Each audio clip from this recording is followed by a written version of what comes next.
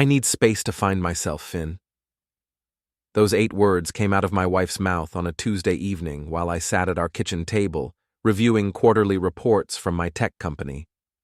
Tess stood in the doorway wearing her Navy power suit, the one she wore when delivering bad news to opposing counsel. Her auburn hair was pulled back in that severe bun she favored for court appearances. I looked up from my laptop screen, studying her face. After 12 years of marriage, I knew that expression. Cold, calculated, final. Space, I repeated, setting down my coffee mug. What kind of space are we talking about here, Tess? She shifted her weight, her heels clicking against the hardwood floor. I've been thinking about us, about where my life is heading. I'm 38 years old, and I feel like I've lost myself somewhere along the way. The kitchen felt smaller suddenly. Our granite countertops, the custom cabinets we'd argued about for months during the renovation, the expensive espresso machine she'd insisted we needed. Everything seemed to mock me in that moment. Lost yourself, I said. In our marriage. It's not about blame, Finn. It's about growth, personal development. I need time to figure out who I am without... She gestured vaguely around the room. Without all this. I closed my laptop with deliberate care. Take all the space you need. Something flickered across her face. Surprise, maybe disappointment that I wasn't going to fight her on this. She'd probably expected tears, begging, promises to change. Instead, I stood up and walked to the window overlooking our backyard. Thank you for understanding, she said quietly. I'll pack some things and stay at a hotel until I can find a temporary apartment. No need, I replied, still facing the window. I'll handle the arrangements. That night, after Tess had driven away with a single suitcase, I sat in my home office making phone calls. First to my lawyer, then to a locksmith, then to my bank. By morning, I'd changed every lock in the house, canceled all of Tess's credit cards, and arranged for her mail to be forwarded to storage unit number 247 at U-Store It on the south side of town. It took me 3 hours to box up her belongings: clothes, shoes, law books, that collection of crystal figurines her mother had given her.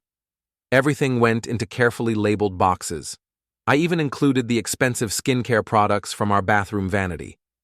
When I dropped off the last load at the storage facility, I paid for 1 month in advance and had the receipt mailed to her office at Harlow & Associates, along with the new address for her mail delivery. My phone started ringing around noon. Finn, what the hell have you done? Tess's voice was sharp enough to cut glass. I gave you space, I said, stirring sugar into my coffee. Isn't that what you wanted? You changed the locks, canceled my cards. This is insane. Actually, it's practical. You said you needed to find yourself without all this. Well, now you can do exactly that.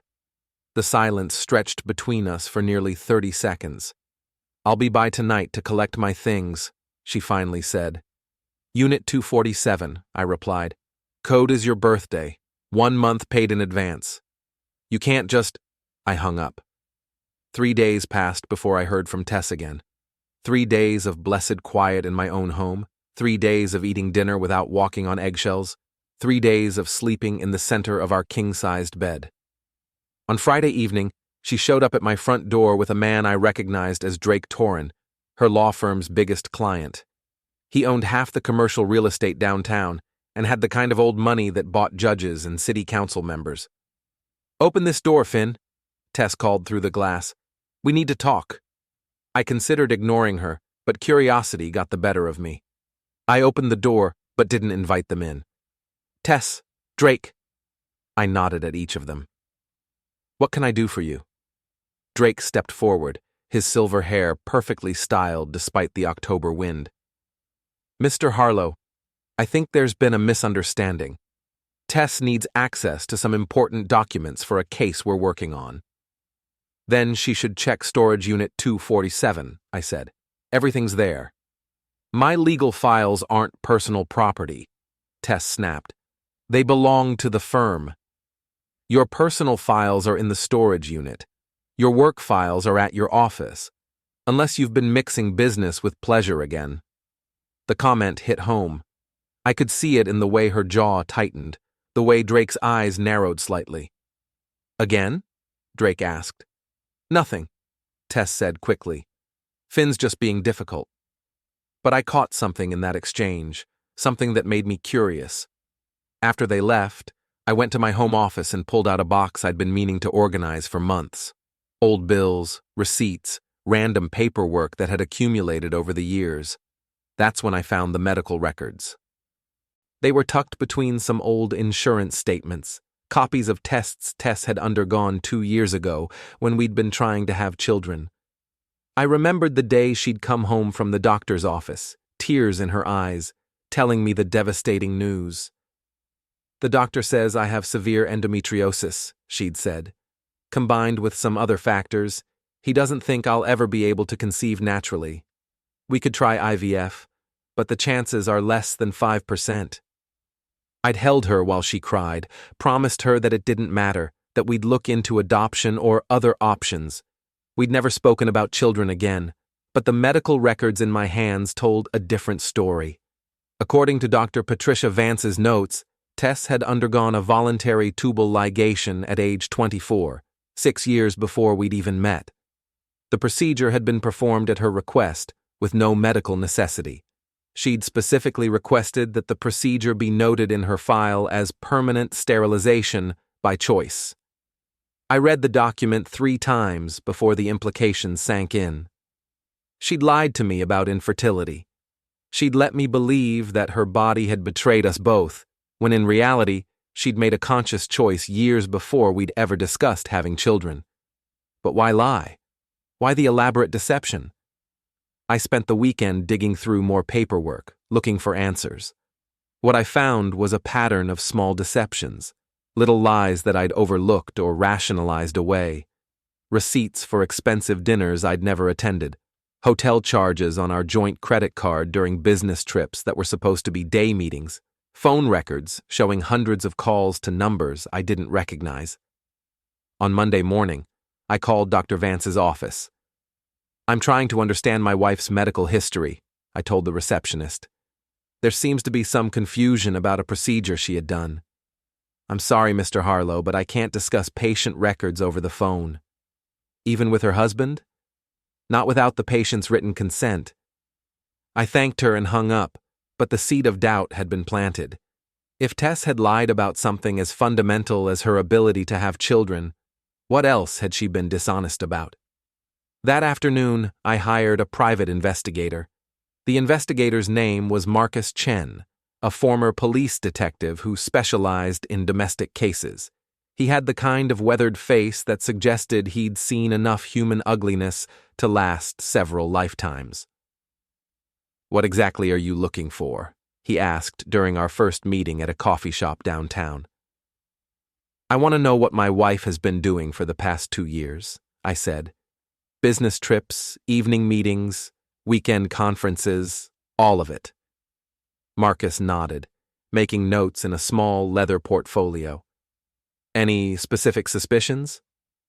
"She lied about being infertile. If she lied about that, she's probably lying about other things." "Infertility's a big lie," Marcus said. "Usually means there's something bigger underneath." He was right. 3 weeks later, Marcus handed me a manila folder that contained enough evidence to destroy my marriage and possibly my wife's career. The photographs were the worst part. Tess and Drake Torrin entering hotels together, holding hands in restaurant booths, kissing in the parking garage beneath her office building. But it was the financial records that really caught my attention. "Your wife's been receiving monthly payments from Torrin Industries," Marcus explained, pointing to bank statements. $20,000 a month for the past 18 months. Officially, it's listed as consulting fees. Consulting on what? That's where it gets interesting. Marcus pulled out another document. "I did some digging into Torrin's business dealings. He's been involved in some questionable real estate transactions, buying properties that were tied up in legal disputes. Properties that somehow got cleared for sale after favorable court rulings." Court rulings that Tess might have influenced? That's what I'd guess. She's been working cases involving property disputes, zoning issues, environmental clearances, all cases that would affect Torin's business interests. I stared at the evidence spread across the table between us. She's been taking bribes. Looks that way. But there's more. Marcus pulled out a thick folder. I traced some of the judges who made those favorable rulings. 3 of them received significant campaign contributions from shell companies that trace back to Torin Industries. The scope of it was staggering. My wife wasn't just cheating on me. She was involved in a corruption scheme that reached into the local judiciary. "What do you want to do with this information?" Marcus asked. I thought about Tess standing in our kitchen, talking about finding herself, about the lies she'd told, the trust she'd broken, the life we'd built on foundations of deception. "I want to expose all of it," I said. "Everything." "That's going to destroy more than just your marriage," Marcus warned. "If this corruption network is as big as it looks, there are going to be a lot of powerful people who want to keep it quiet." Then they should have thought about that before they decided to break the law. Marcus smiled for the first time since I'd met him. "I like you, Finn. Most people in your situation just want to nail their cheating spouse. You want to take down the whole system." My wife used our marriage as cover for criminal activity. She lied about wanting children because children would have interfered with her real priorities. She turned me into an unwitting accomplice by using our joint accounts for some of these transactions. I paused, looking at the photographs of Tess and Drake together. She said she needed space to find herself. Well, I'm going to help her find herself, in a courtroom, explaining her actions to a federal judge. The next phase required careful planning. I couldn't just dump the evidence on the FBI's doorstep and hope for the best. Corruption cases involving judges and attorneys required delicate handling, and I needed to make sure the right people saw the evidence before Tess or Drake could cover their tracks. I started with a journalist named Rebecca Stone who covered legal affairs for the city's largest newspaper. She had a reputation for thorough investigative work and wasn't afraid of powerful people. "This is substantial," Rebecca said after reviewing Marcus's files. "But I'm going to need corroborating evidence before I can publish anything." "What kind of evidence?" "Bank records, court documents, maybe someone willing to go on record about what they've witnessed." I thought about that for a moment. "What if I could get you recordings?" "Recordings of what?" "Conversations between Tess and Drake, planning their next move, discussing past bribes, maybe talking about which judges are in their pocket." Rebecca leaned forward. "How would you get recordings like that?" "Tess still thinks I'm just a bitter husband going through a messy divorce. She doesn't know I've uncovered the corruption. If I approached her about reconciliation, suggested we meet to discuss our future." "You'd be taking a significant risk," Rebecca warned. "If they suspect you're gathering evidence, they might try to discredit you or worse." "Worse how?" "Frame you for something. Make it look like you're the one who's been breaking the law. Powerful people don't go down quietly." I considered that possibility, but my anger overrode my caution. Tess had spent 2 years lying to my face, stealing from me, using our marriage as a cover story for criminal activity. She deserved whatever consequences came her way. "I'll get you the recordings," I said. That evening, I called Tess. "Finn?" She sounded surprised to hear from me. "I've been thinking about what you said, about needing space to find yourself." "Oh."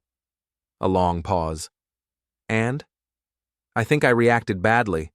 Maybe we should talk about this like adults." "I'm listening." "Not over the phone. Can we meet somewhere? Have dinner?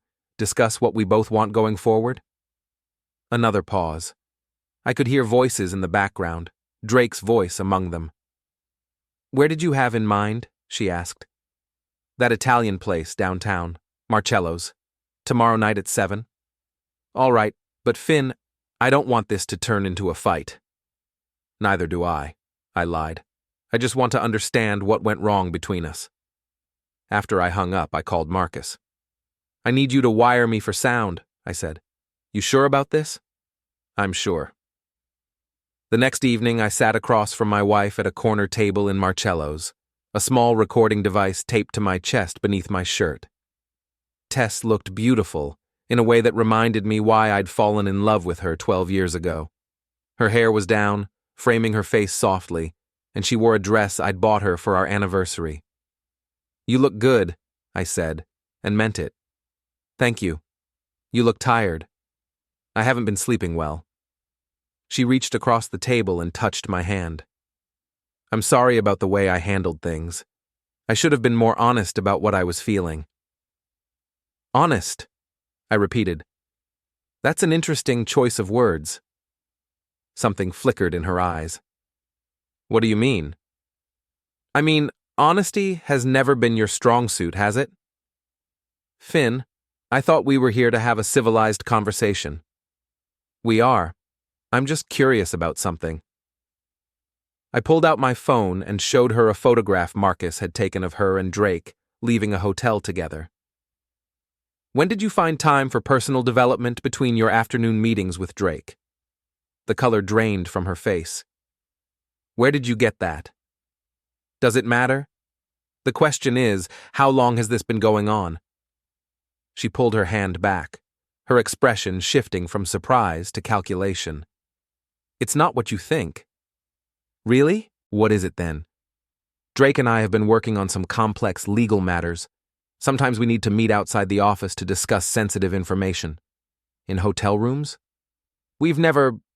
It's not a physical relationship, Finn." I showed her another photograph, this one of them kissing in the parking garage. "That's not physical?" Tess looked around the restaurant, probably checking to see if anyone was watching our conversation. "All right, yes, Drake and I have developed feelings for each other. But it's not some sordid affair.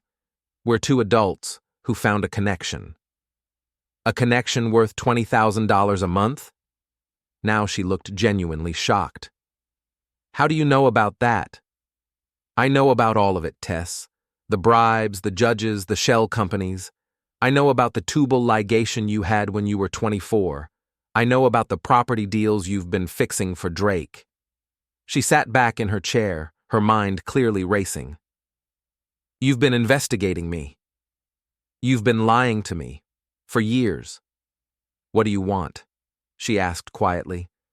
"I want you to tell me the truth. All of it. Starting with why you married me." For a moment, I thought she might actually confess. Her shoulders sagged and she looked older somehow, more fragile. "I did love you," she said finally. "In the beginning. But Drake offered me something you never could. Money? Power, influence, the ability to shape outcomes instead of just arguing cases. So you decided to become a criminal. I decided to become practical." Her voice was gaining strength now, the vulnerability disappearing. "Do you have any idea how the legal system really works, Finn? How many cases are decided before they ever reach a courtroom? I just learned to work within the system instead of pretending it was fair. By bribing judges, by building relationships, by understanding that justice isn't blind, it's just expensive." I leaned forward. "And our marriage? What was that?" "Cover," she said simply. "A successful tech entrepreneur married to a respected attorney. It gave me credibility, gave Drake's operations legitimacy." The recording device against my chest felt warm, capturing every word of her confession. "What about children?" I asked. "Was that part of the cover too?" "Children would have complicated things, made it harder to travel, to work the hours I needed to work." "So you lied about being infertile." "I told you what you needed to hear." I sat back, looking at this woman I'd shared a bed with for 12 years, this stranger who'd been playing a role the entire time. "What happens now?" I asked. "Now you decide whether you want to be part of the solution or part of the problem," she said. "Drake's organization is bigger than you imagine, Finn. We have judges, city council members, state legislators. We can make your life very comfortable if you're willing to be reasonable." Or we can make it very difficult. I signaled for the check. I think I'll take my chances. As I stood to leave, Tess grabbed my wrist. Don't be stupid about this, Finn. You have no idea what you're dealing with. Actually, I said, I think I have a pretty good idea. The recording of my dinner conversation with Tess was everything Rebecca Stone needed to move forward with her investigation. Combined with Marcus's financial evidence and the photographs, she had enough material for a series of articles that would expose the entire corruption network. But I wanted more than just newspaper headlines. I wanted criminal charges. The FBI field office downtown was a fortress of gray concrete and tinted windows. Special Agent Sarah Martinez met me in a sterile conference room that smelled like industrial carpet and burned coffee. Mr. Harlow, I understand you have information about judicial corruption in our jurisdiction. I handed her copies of everything Marcus had gathered, plus the recording from dinner. My wife is Tess Harlow, an attorney with Harlow & Associates. She's been taking bribes from Drake Torrin in exchange for influencing court decisions that affect his business interests. Agent Martinez reviewed the materials with the kind of methodical attention that suggested she'd seen similar cases before. This is substantial evidence, she said finally. But I need to ask you something directly. Are you bringing this to us because you believe crimes have been committed, or because you're angry about your wife's infidelity? Both, I said honestly, but mostly because I believe in the rule of law. If judges can be bought, if attorneys can fix cases for the highest bidder, then the entire system is meaningless. What are you hoping to accomplish? I want them prosecuted. All of them. I want the judges who took bribes removed from the bench. I want Drake's business empire investigated. And I want my wife to face the consequences of her actions. Agent Martinez nodded. I should warn you that cooperating with this investigation will likely destroy your marriage permanently. My marriage was destroyed the moment my wife decided to become a criminal. I'm just acknowledging reality. There's also the possibility that you could face retaliation. These people have resources and connections. Then you'll need to work quickly. The investigation moved faster than I'd expected. Within 2 weeks, federal agents had executed search warrants on Drake's offices, Tess's law firm, and the homes of 3 judges who'd received suspicious campaign contributions. The local news covered the raids extensively, though they didn't initially name specific individuals. Rebecca Stone's first article appeared the following Sunday, laying out the broad outlines of the corruption scheme without revealing her sources. Tess called me the day the article was published. "You did this," she said without preamble. "I exposed criminal activity. Yes. Do you have any idea what you've done? How many people this is going to hurt? People who chose to break the law. People who were trying to make the system work more efficiently. People who were stealing from taxpayers and subverting justice for personal gain. You self-righteous piece of—" She caught herself. "This isn't over, Finn. Actually, it is. The FBI has everything they need. It's out of my hands now. We'll see about that." She hung up, but her threat lingered in my mind. Marcus had warned me that powerful people don't go down quietly, and I was starting to understand what he'd meant. 2 days later, I found my car vandalized in the parking lot outside my office. All 4 tires slashed, windows smashed, the word traitor spray-painted across the hood. The message was clear: back off or face escalating consequences. I called Agent Martinez. "We can provide protection if you feel threatened," she offered. "I don't want protection. I want arrests. We're moving as quickly as we can, but these cases take time to build properly." "How much time?" "Weeks, possibly months." I realized I was on my own until the federal case moved forward. Tess and Drake knew I was the source of the investigation, and they had both the motivation and resources to make my life miserable while they still had freedom to act. That evening, I was working late in my home office when I heard glass breaking downstairs. I grabbed a baseball bat from my bedroom closet and crept toward the staircase. Two men in dark clothing were moving through my living room with flashlights, systematically searching through drawers and cabinets. "Looking for something specific?" I called from the top of the stairs. Both men spun toward my voice. One of them had a gun. "Mr. Harlow," the armed man said calmly, "we need to talk." "I'm listening." "You've caused some problems for important people. They'd like you to reconsider your cooperation with federal authorities." "Not interested?" "Perhaps you should be. Your wife mentioned that you value your tech company. Would be unfortunate if something happened to your business relationships." "Is that a threat?" "It's a reality. Your biggest client is Meridian Industries, correct? They've been very happy with your software solutions. But Meridian's CEO sits on several boards with Mr. Torrin. Business relationships can be fragile." I understood the implication. Drake's network was deeper than I'd realized, extending into the corporate world as well as the legal system. "What do you want?" I asked. "A public statement that you were mistaken about what you thought you discovered, that you were acting out of anger over your divorce and made false accusations." "And if I refuse?" "Your business collapses. Your reputation is destroyed. You might even find yourself facing criminal charges for making false statements to federal agents." I gripped the baseball bat tighter. "Get out of my house." "Think carefully, Mr. Harlow. You have 48 hours to decide." After they left, I called Agent Martinez again. "They're trying to intimidate you into recanting your statement," she said after I described the break-in. "Can you arrest them?" "Not without proof they were acting on behalf of Torrin or your wife. But this actually helps our case.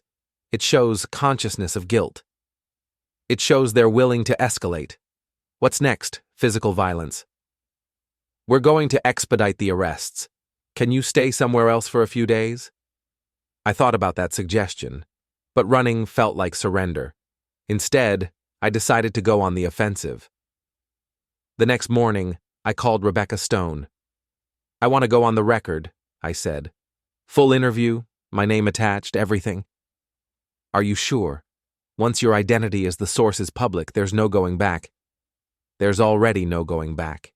They know it was me, and they're trying to intimidate me into recanting. I'd rather control the narrative than let them destroy me quietly." The interview took place that afternoon in Rebecca's office. She recorded our conversation and took detailed notes as I walked through the entire timeline, discovering Tess's lies, hiring Marcus, gathering evidence, cooperating with federal authorities. "What do you want people to understand about this situation?" Rebecca asked. "I want them to understand that corruption isn't a victimless crime. When judges can be bought, when attorneys fix cases for money, ordinary people lose faith in the system. Justice becomes a commodity that only the wealthy can afford." "What about your marriage? Do you regret exposing your wife?" "I regret that she chose to become a criminal, but I don't regret exposing criminal activity." "Even though it's destroyed your personal life?" "My personal life was destroyed the moment Tess decided to lie to me about who she really was. I just didn't know it yet." The article appeared online that evening and in print the next morning. Rebecca had done excellent work, presenting the facts clearly while avoiding sensationalism. The headline read, "Local Man Exposes Corruption Network Involving Wife, Prominent Developer." My phone started ringing immediately. Other news outlets wanted interviews. The FBI called to discuss additional security measures. My business partners wanted to know how the publicity might affect our contracts, but the call I was waiting for came that afternoon. "Congratulations," Tess said, her voice tight with controlled anger. "You've succeeded in destroying everything we built together." "We didn't build anything together.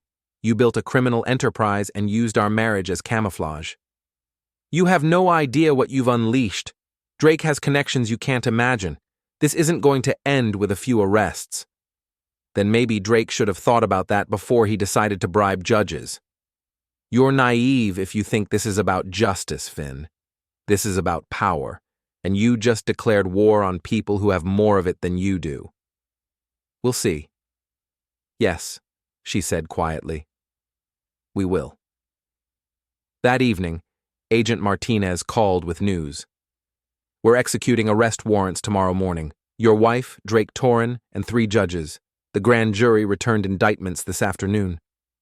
What are the charges? Bribery, conspiracy, racketeering, money laundering. Your wife is looking at 15 to 20 years if convicted on all counts. I felt a complex mix of satisfaction and sadness. Satisfaction that justice was finally moving forward. Sadness for the life I'd thought I had with Tess. There's something else, Agent Martinez continued. During our investigation, we discovered that your wife had been planning to divorce you anyway. She'd already consulted with an attorney about asset division and was planning to claim that your tech company was partially hers due to her financial contributions. Financial contributions from bribes. Exactly. She was going to use stolen money to claim ownership of your legitimate business. The scope of Tess's betrayal was staggering. Not only had she been lying about our marriage, she'd been planning to steal my company as her exit strategy. Agent Martinez, can I ask you something? Of course. Do you think she ever loved me, even in the beginning? There was a long pause. Mr. Harlow, I've been investigating financial crimes for 15 years. In my experience, people who are capable of this level of deception and manipulation don't form genuine emotional attachments. They form strategic relationships. So the answer is no. I'm sorry, but probably not. After I hung up, I sat in my living room looking at the framed photographs that still decorated the mantelpiece. Wedding pictures, vacation snapshots, images of what I'd believed was a happy marriage. Tomorrow, federal agents would arrest my wife and charge her with serious felonies. The woman in those photographs would be revealed as a stranger who'd been playing a role for 12 years. I thought about her request for space to find herself. In a way, I'd granted that request more completely than either of us had anticipated. She was about to find herself in federal custody, facing the consequences of choices she'd made long before she'd ever met me. My phone buzzed with a text message from an unknown number. This isn't over. I deleted the message without responding. Whatever Drake and his associates had planned, whatever retaliation they thought they could inflict, it didn't matter anymore. The truth was public, the evidence was in federal hands, and the legal system, despite its flaws, was finally working as intended. I walked through the house, turning off lights and checking locks. Tomorrow would bring new challenges, but tonight, for the first time in months, I felt like I could sleep peacefully in my own home. The woman who'd asked for space to find herself was about to discover that sometimes finding yourself means facing the consequences of who you really are. And sometimes, the space you think you need turns out to be a federal prison cell. I'd given Tess exactly what she'd asked for. All the space she needed to find herself. She just hadn't realized that the search would end in handcuffs. The next morning, federal agents arrested Tess Harlow, Drake Torrin, and 3 sitting judges in coordinated raids across the city. The corruption network that had operated for years was finally exposed, and the legal system began the slow process of rebuilding public trust. Finn Harlow's decision to expose his wife's crimes had cost him his marriage, but it had preserved something more important, the principle that justice should not be for sale.